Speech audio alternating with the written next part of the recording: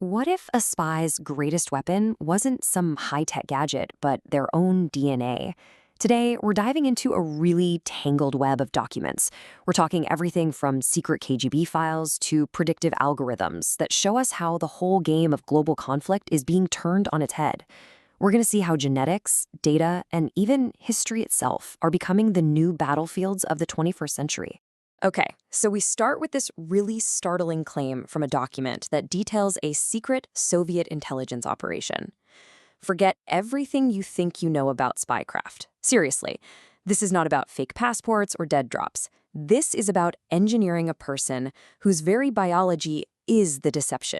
So, that crazy idea of a biological deception, well, that brings us to our first major thread here, a plot that spanned decades, all to create a spy whose cover story is literally written in their DNA.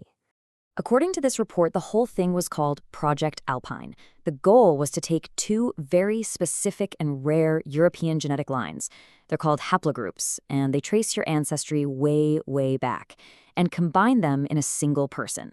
So this agent would be born and raised in the Soviet Union, but, and this is the key part, they could pass any forensic test as a native European, because genetically, they would be. And this is where the story gets truly wild. This slide points out a just stunning hypocrisy. While the KGB was secretly running this highly advanced gene-centric program, the Soviet state was publicly destroying the entire field of genetics. They had an official doctrine called Lysenkoism, where they basically declared it a pseudoscience and were actively jailing and even executing their own geneticists. It really suggests the KGB was a state within a state, secretly chasing the very science its own government was trying to erase. And you know, this wasn't some quick operation. Just look at this timeline. This was a patient, multi-generational plan that they executed over nearly 30 years. It starts in 1948 with the forcible relocation of a family.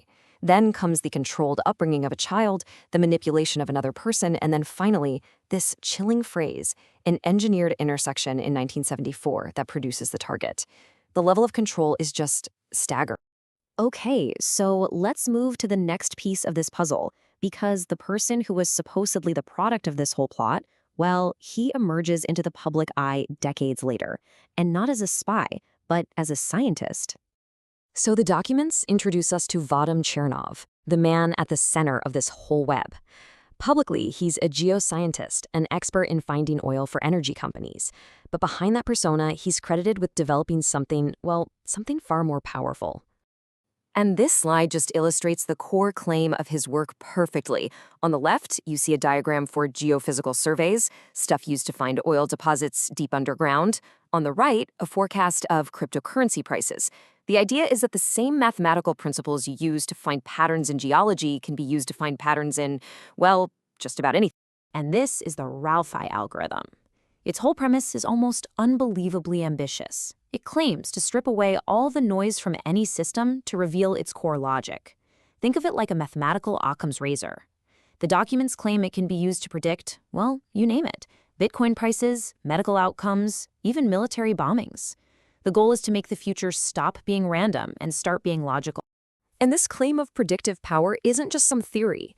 This letter, supposedly from Ukraine's National Security and Defense Council, acknowledges that they received a proposal from Chernov to use his algorithm to predict bombings.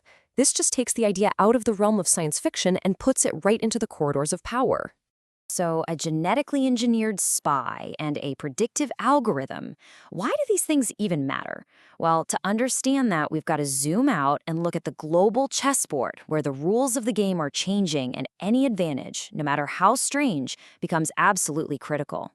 This strategic memo on the Venezuelan crisis shows us this new reality in action. It's framed as a total zero-sum game between great powers. For the US, it's all about regional dominance. For Russia, it's about proving the unipolar moment is over. And in a stalemate like this, where every little concession feels like a total defeat, you can see why nations would start looking for unconventional advantages, like the ones we've been talking about. This competitive worldview is laid out bare in another document, a kind of fictionalized 2025 U.S. national security strategy. It paints a picture of an America-first world where cooperation takes a back seat to pure competition. And this really sets the stage for our next section, because when competition is everything, the very definition of a weapon starts to change. So in this new global game, the most powerful weapons aren't necessarily bombs or tanks.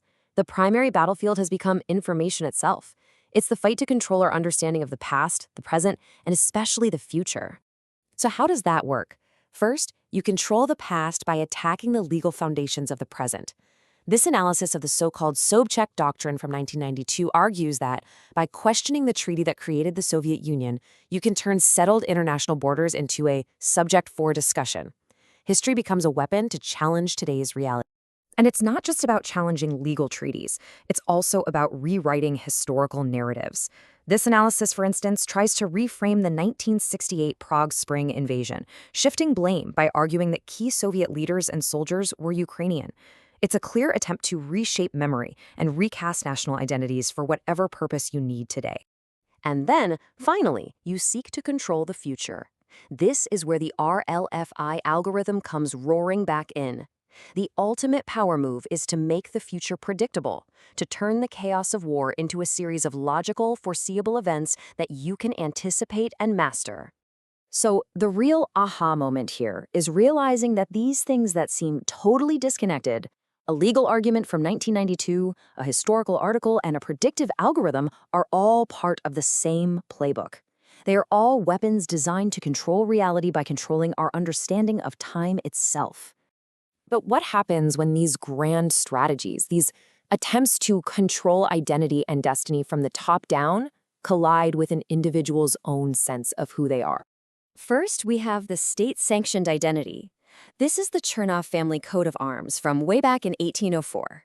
Its symbols are all about martial valor and vigilant service to the Russian Empire. This is an identity forged by centuries of loyalty to the state. Yet this is put right up against a public statement that's attributed to Vadim Chernov himself, the man who is supposedly the product of Project Alpine. And he completely rejects that state-based identity. He defines himself not by his Russian name or family history, but by his Alpine and Carpathian genetic ancestry.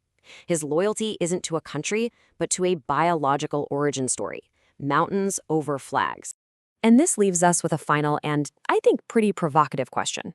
In this new era, where the past is constantly being rewritten, the future is being predicted, and our very biology can be seen as an intelligence asset, what actually defines us? Is it the nation we serve, the history we're told, or the code hidden in our cells?